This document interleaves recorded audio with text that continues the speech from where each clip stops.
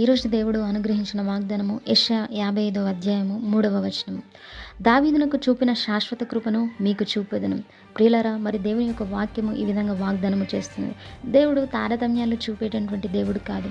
మన యొక్క పితరులకు ఎలా దేవుడు చేశాడో మనకు కూడా దేవుడు అదే విధంగా అటువంటి వాగ్దానాలని దేవుడు చేస్తున్నాడు. మరి దావీదు దేవుని యందు భయభక్తులు కలిగి దేవుని ప్రేమిస్తూ జీవించినప్పుడు దేవుడు ఒక గొర్రెల కాపరిని ఒక రాజుగా చేశాడు.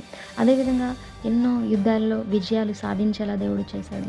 తనకున్నటువంటి కష్టాల్లో మరణకరమైన అపాయాలు సంభవించినప్పుడు కూడా దేవుడు తనని కాపాడాడు.